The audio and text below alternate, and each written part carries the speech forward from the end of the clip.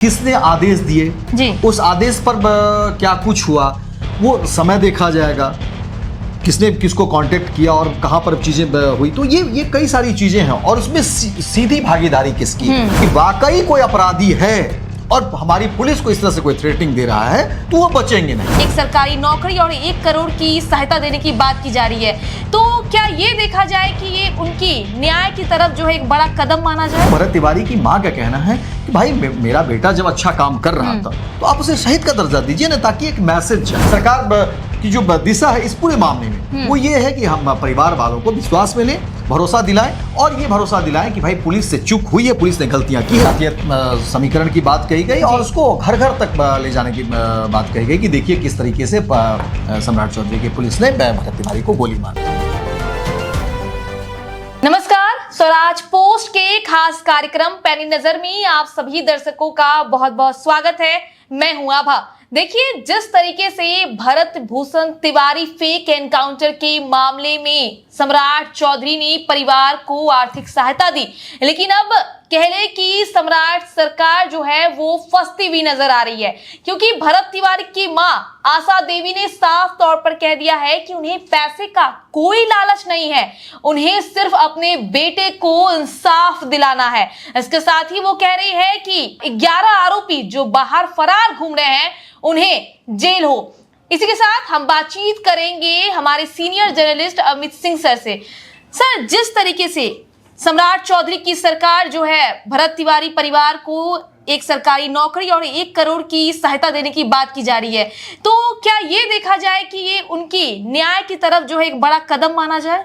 देखिए इस फैसले का? देखिए, सरकार ने तो पहले ही स्पष्ट कर दिया और सम्राट चौधरी का जिक्र कर रहे हैं। उन्होंने देखो पहले ही मैं इस बात की जानकारी दे दी थी कि इस पूरे मामले की जांच होगी, जांच हुई भी और अब देखिए जो नतीजे सामने आए, जो जांच में चीजें सामने आई, उससे ये स्पष्ट हुआ कि भरत तिवारी का जो इनकाउंटर हुआ है वो फेक हुआ है और उसमें एक के बाद एक कार्रवाई भी सामने आई, निलंबन भी हुआ। वहां से जो है सो कह सकते हैं कि जो दोषी है उसके ऊपर कार्रवाई भी हुई, नॉन अवेलेबल वारंट भी जारी कर दिए गए। और वहीं दूसरी तरफ भरत तिवारी तो रहे नहीं, भरत तिवारी के परिवार वालों को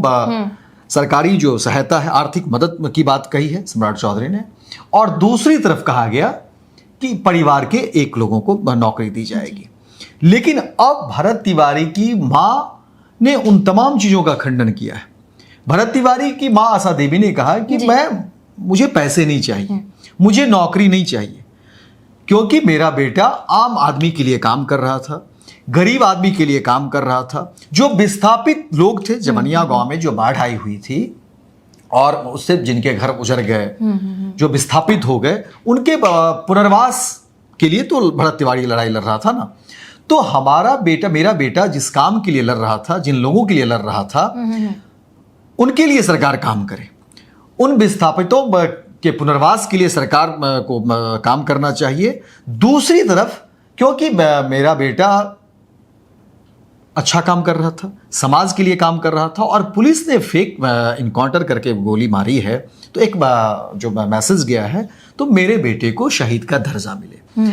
अब समझिए आभा, इस पूरे मामले में एक तरीके से कह सकते हैं कि कहीं ना कहीं सरकार को एक बार फिर से अल्टीमेटम दे दी है आशा देवी ने, क्योंकि भरत तिवारी मामले देखिए जब से हुए हैं, बांकीपुर का चुनाव भी हुआ, बांकीपुर में प्रशांत किशोर ने जिस तरीके से इस मुद्दे को भुनाया, हार जीत की समीक्षा होगी, पार्टी का काम है कि वो समीक्षा करे, उसमें आखिर क्या कहाँ चूक हो गई बीजेपी से या पूरे एनडीए से, वो देखना है। लेकिन प्रशांत किशोर ने इस पूरे मामले को, भरत तिवारी मामले को बांकीपुर में भुनाया है, जोर शोर से उठाया था प्रशांत किशोर सबसे पहले। इससे इनकार नहीं है और पूरी तरह से इस पर जो है राजनीति की गई, जातीय समीकरण की बात कही गई और उसको घर घर तक ले जाने की बात कही गई कि देखिए किस तरीके से सम्राट चौधरी की पुलिस ने भरत तिवारी को गोली मार दी। अब उसमें कितना वो कामयाब रहे नहीं रहे, हालांकि जीत भी गए प्रशांत किशोर। और उसके बाद सम्राट चौधरी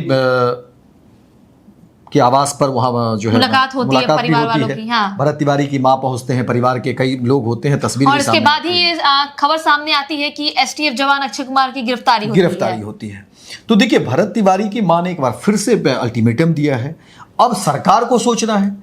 क्योंकि कि मैसेज देखिए अब ये बिहार तक नहीं है, ये पूरे राष्ट्रीय स्तर तक मैसेज चला गया है। तो सर, ये अंतरिम रिपोर्ट आने के बाद जो सम्राट सरकार की तरफ से ये फैसला लिया गया तो कितना महत्वपूर्ण है? देखिए, जब सम्राट सरकार से परिवार मिलती है तो उसके बाद एसटीएफ जवान जो है वो गिरफ्तार होते हैं। अंतरिम रिपोर्ट पहले तो मैं क्लियर कर देता हूँ। अंतरिम रिपोर्ट का मतलब ये होता है, कई लोग इसमें कंफ्यूज कर जाते हैं। कई लोगों का कहना है कि भाई ये अंतिम रिपोर्ट है। नहीं, अंतिम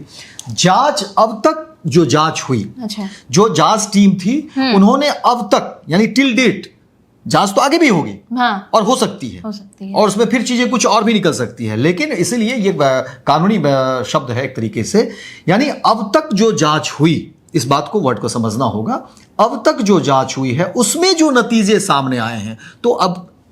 नतीजे क्या सामने आए हैं? अब तक के जांच में यह पाया गया कि भरत तिवारी इनकाउंटर, जो पुलिस अब तक जो हवाला दे रही थी, उसमें यह फेक इनकाउंटर है। यानी भरत तिवारी के ऊपर पुलिस ने जो भी काम किया है वो कानून के उलट, कानून का उल्लंघन हुआ है, और इसीलिए इन लोगों की सजा की बात हो रही है। लेकिन भरत तिवारी की मां ने कहा है कि जितने भी लोग, यानी कि 9 लोग जो हैं, जो सीधे 11 जो आरोपी, 11 आरोपी जो है पुलिस बात ये भी है ना सर कि वो गिरफ्तार क्यों नहीं, उनकी गिरफ्तारी क्यों नहीं हो रही है? वो क्यों खुलेआम घूम रहे? कहीं ना कहीं तो परिवार का कहना सही है, उनकी मांग सही है कि पहले गिरफ्तारी होनी चाहिए। जांच की भी एक प्रक्रिया होती है, जिस तरह से हम यहाँ से सीधे तरीके से देख रहे हैं, लेकिन कानून की एक अपनी प्रक्रिया है। किसने आदेश दिए, उस आदेश पर क्या कुछ हुआ, वो समय देखा जाएगा, किसने किसको कांटेक्ट किया और कहां पर चीजें हुई, तो ये कई सारी चीजें हैं, और उसमें सीधी भागीदारी किसकी है, और जिम्मेदारी की भी बात आती है, क्रेडिबिलिटी की भी बात आती है। तो इन तमाम चीजों को देखा जाएगा और उसके बाद जो नतीजे होंगे उसको सामने, ऐसा नहीं कि किसी ने कुछ कह दिया और उस पर सरकार काम करे। ये कानूनी प्रक्रिया को भी समझना होगा। लेकिन क्योंकि सरकार आगे बढ़ चुकी है, जब भरत तिवारी का फेक एनकाउंटर हुआ, ये मामला हुआ, पूरे देश में चर्चा हुई, और मुझे लगता है कि देश के अलग अलग हिस्से से लोग बिलोटी पहुंच रहे थे, शाहपुर पहुंच रहे थे, भोजपुर पहुंच रहे थे, और एक मेला सा लगा हुआ था। सो आप भी तो गई थी स्वराज पोस्ट के, मुझे लगता है कि हर रोज कोई न कोई रिपोर्टर वहां हम लोग जा रहे थे, कवर कर रहे थे, और दिखा रहे थे कि आखिर क्या कुछ हो रहा है। राजनीतिक गतिविधियां हो रही थी, जातीय समीकरण साधने की कोशिश होती है, और ये सामान्य सी बात है, राजनीति में इस तरह की चीजें होती हैं। और उसके बाद समीक्षा हुई, फिर सम्राट चौधरी के ऊपर आरोप लग रहे थे, तो सरकार भी सामने आकर के डिफेंड किया कि नहीं, क्योंकि एक बयान आप देखिएगा, जब सम्राट चौधरी कहते हैं कि भाई मुझे भी पता चला कि भाई कौन है ये जो पुलिस पर सीधे गोली, क्योंकि एक वीडियो वायरल हुआ था जिसमें भरत तिवारी सीधे पिस्टल जो है वो दिखा रहे थे और बातचीत हो रही थी, पुलिस को थ्रेटनिंग दे रहे थे। तो उसी वीडियो पर सम्राट चौधरी ने कहा कि जब मैंने भी देखा तो मुझे भी अचरज हुआ कि भाई कौन है जो हमारी पुलिस को इस तरह से अल्टीमेटम दे रहा है। तो फिर पता चला कि नहीं भाई, ये दिमागी रूप से ठीक नहीं है, तो हमने कहा कि भाई आप इसको जो है अस्पताल ले जाइए और वहां पर ठीक कराइए, और उसके बाद ये घटना घटती है। तो इन तमाम चीजों को कोट करके इस पर राजनीति हो रही थी, लोग सम्राट चौधरी पर हमला कर रहे थे, लेकिन सम्राट चौधरी ने कहा कि भाई हमने तो स्पष्ट, मुझे जो जानकारी दी गई और मैंने तो कहा कि भाई इनका इलाज करवाइए ऐसे लोगों की। लेकिन साथ ही दूसरा बयान उसके साथ ही सम्राट चौधरी का था कि वाकई कोई अपराधी है और हमारी पुलिस को इस तरह से कोई थ्रेटिंग दे रहा है तो वो बचेंगे नहीं। तो चीजों को देखिए तोड़ मरोड़ कर लोग पेश भी करते हैं, और उसके बाद जो बांकीपुर के रिजल्ट नतीजे सामने आए, और फिर सरकार ने एक घोषणा किया कि नहीं भाई, भरत तिवारी के परिवार वालों को आर्थिक मदद दी जाएगी और परिवार के एक लोगों को नौकरी दी जाएगी। सर, ये एक सवाल है कि क्या Prashant Kishor major role play कर रहे हैं? क्योंकि देखा गया प्रशांत किशोर भरत तिवारी के मुद्दे को बढ़ चढ़ कर उठाए, फिर बंटी यादव के जब वहां होता है और सुबह का टाइम होता है जब परिवार वाले जो हंगामा कर रहे होते हैं, जो है आग वाग लगाते हैं सड़क पर, उसमें पुलिस आती है तो प्रशांत किशोर उस समय पहुंचते हैं। फिर कल रोशन के यहाँ गए, बिल्कुल प्रशांत किशोर कोशिश कर रहे हैं कि वो विपक्ष की भूमिका में आए, और लगातार वो घेरते नजर आ रहे हैं, इससे इनकार नहीं है। लेकिन दूसरा मसला देखिए, राष्ट्रीय मानवाधिकार आयोग के दफ्तर में भी कई लोग, मुझे लगता है कि 50 से ज्यादा की संख्या में लोगों ने इस मामले में शिकायत दर्ज की है, भरत तिवारी मामले में पुलिस के ऊपर शिकायत दर्ज की है। तो यहां से भी एक प्रेशर है, मतलब कई लोग अलग-अलग देखिए, कुछ संगठन के भी लोग हैं, कुछ संगठन के लोग हैं, परिवार के लोगों ने तो शिकायत कर ही दी है, बिल्कुल। लेकिन अलग अलग, क्योंकि देखिए भरत तिवारी की जब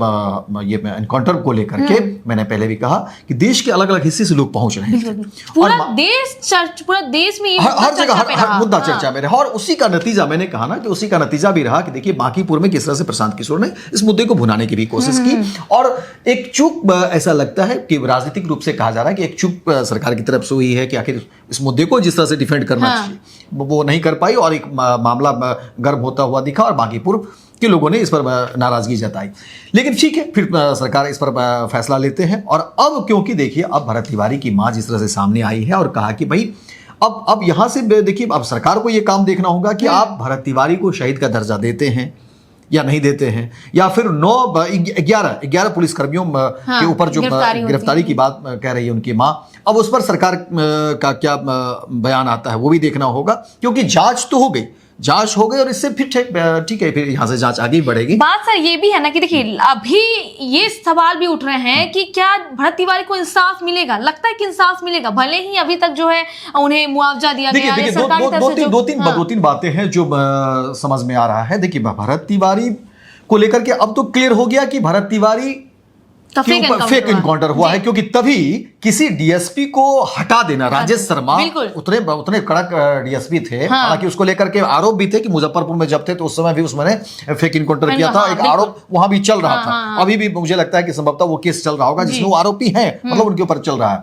तो राजेश शर्मा को वहां से हटाना तो कहीं ना कहीं ये दंडात्मक कार्रवाई है ना, किसी भी पुलिस ऑफिसर को आप हटा रहे हैं तो भाई उसको सम्मान तो नहीं दे रहे हैं ना, किसी कार्य में संलिप्तता है, नाम आ रहा है, उसको हटाना ये ऐसे ही दंडात्मक है। हाँ, दंड का भी एक होता है ना, किसी भी प्रक्रिया के आके एक लेवल होता है कि आप किस तरह का दंड दे रहे हैं, लेकिन वहां से हटाया गया तो ऐसे ही जो है सो एक दंड के रूप में देखा जाएगा। राजेश मालाकार सस्पेंड हुए, थाना अध्यक्ष हैं राजेश मालाकार, तो राजेश मालाकार भाई सस्पेंड क्यों हो गए, ये भी तो दंड ही है ना, बिल्कुल इसको देखना होगा। दूसरी तरफ अब जो एसटीएफ जवान की बात कर रहे हैं, अक्षय कुमार की बात कर रहे हैं, उसकी गिरफ्तारी उसी वक्त हो गई थी, तो ये तमाम चीजें क्या दर्शाती है, ये तमाम चीजें दर्शाती है कि सरकार उस दिशा में सोच रही है, सरकार उस दिशा में काम कर रही है। भरत तिवारी मामले में जाहिर तौर पर भरत तिवारी का जो इनकाउंटर हुआ वो फेक हुआ, इसमें कहीं को, लेकिन अब देखिए भरत तिवारी की मां का कहना है और तमाम जो संगठन के लोग जा रहे हैं, जो वहां पर बातचीत हो रही थी, उन लोगों का यही कहना है कि भाई भरत तिवारी को लेकर के जो परसेप्शन गए बाकी दलों ने जो, और इस पर देखिए अब जातीय रंग भी देने की बात हुई, कई अलग अलग जो राजनीतिक दल से जुड़े हुए लोग हैं या संगठन से जो जुड़े हुए लोग हैं वो उसमें अपनी राजनीति भी सीखने लगे। तो भरत तिवारी की मां का कहना है कि भाई मेरा बेटा जब अच्छा काम कर रहा था तो आप उसे शहीद का दर्जा दीजिए ना, ताकि एक मैसेज जाए। तो आपको लगता है सर कि सरकार मानेगी, उनकी मांगों को मानेगी? देखिए अब इस बहुत बड़ी मांग है, इस पूरे मामले में एक तरीके से सरकार पेशोपेश में फंस गई है, और अब सरकार को ना निगलते बन रहा है ना उगलते बन रहा है। इसीलिए तो सरकार ने देखिए आगे बढ़कर के जो है ये फैसला लिया कि भाई भरत तिवारी मामले को अब किसी तरह से रफा दफा करें, क्योंकि अब ये मामला तूल पकड़ता जा रहा था। राजनीतिक दल वाले जो इसको हो हल्ला मचा रहे थे, हायतोबा कर रहे थे, और तेजस्वी यादव भी आप देखिए अब पूरे बिहार घूमेंगे तो क्या पता इस मुद्दे पर भी, हालांकि तेजस्वी यादव भोजपुर जाते तो बिल्कुल, और तेजस्वी यादव की टीम वहां गई भी थी, खुद तेजस्वी नहीं गए लेकिन उनकी टीम वहां पर गई थी। तो सरकार, सम्राट चौधरी की सरकार नहीं चाहती है कि अब इस मामले को तूल इससे ज्यादा दिया जाए। तो जाहिर तौर पर जिस दिशा में जून का है, 17 जून का, और अभी अगस्त आ गया, तो इस दिशा में जिस तरह से सरकार काम कर रही है, चाहे वो आर्थिक सहायता की बात हो, चाहे नौकरी की बात हो, तो मुझे लगता है कि कहीं ना कहीं एक रास्ता तो सरकार जरूर निकालेगी, ताकि परिवार वालों को संतुष्ट किया जाए, परिवार वालों को यह भरोसा दिलाया जाए कि नहीं सरकार आपके साथ है, और जो ये फेक इनकाउंटर हुए हैं इसमें सरकार की कहीं से कोई संलिप्तता नहीं है, क्योंकि जो आरोप लगाए जा रहे थे उसमें आरोप ये थे कि भाई सम्राट चौधरी के आदेश पर हत्या हुई है, जबकि ऐसी बात कहीं से भी नहीं है। सम्राट चौधरी ने पहले भी क्लियर किए थे, और जो जांच सामने आई या जो सरकार की प्रक्रिया है उसमें कहीं से ऐसी बात नहीं दिखी है। इसलिए मुझे लगता है कि परिवार को भरोसा में लेते हुए सरकार आगे कार्रवाई करेगी, और परिवार जो बात कह रहा है उस पर सरकार अमल जरूर करेगी, और देखते हैं सरकार का निर्णय क्या होता है, क्योंकि ये तो हम कह नहीं सकते कि भाई सरकार करेगी क्या करेगी, बिल्कुल। लेकिन हाँ सरकार की जो दिशा है इस पूरे मामले में वो ये है कि हम परिवार वालों को विश्वास में लें, भरोसा दिलाएं, और ये भरोसा दिलाएं कि भाई पुलिस से चूक हुई है, पुलिस ने गलतियां की है तो उसे सजा भी मिलेगी, और जाहिर तौर पर एक लड़के की जान गई है, भरत तिवारी की जान गई है, जो सोशल इश्यूज पर काम कर रहा था, अंतिम पायदान पर जो व्यक्ति है उसके लिए काम कर रहा था, जवनिया गांव में जो विस्थापित हुए थे उसके पुनर्वास की लड़ाई लड़ रहा था। तो जाहिर तौर पर मुझे लगता है कि सरकार इस दिशा में काम जरूर करेगी। तो सुना आपने भरत तिवारी मुद्दे पर अमित सिंह सर ने क्या कुछ कहा, और ये मामला शुरू से लेकर अंत तक अभी तक क्या क्या हुआ है हमने आपको बताया। इस खबर को लेकर अपनी राय जरूर बताएं और बाकी खबरों के लिए यूं ही बने रहे स्वराज पोस्ट के साथ। धन्यवाद। गोल, जहां 28 वर्षों के सफर में 18,000 से भी अधिक छात्रों ने डॉक्टर एवं इंजीनियर बनकर सफलता की ऊंची उड़ान भरे है, जहां साधारण छात्र भी बिहार एवं झारखंड टॉपर बनकर बड़ा इतिहास बना रहे हैं। दूरदर्शी शिक्षाविद श्री विपिन सिंह के मार्गदर्शन में मेडिकल एवं इंजीनियरिंग के लाखों छात्रों के लिए आशा की किरण के रूप में गोल, द रिजल्ट फैक्ट्री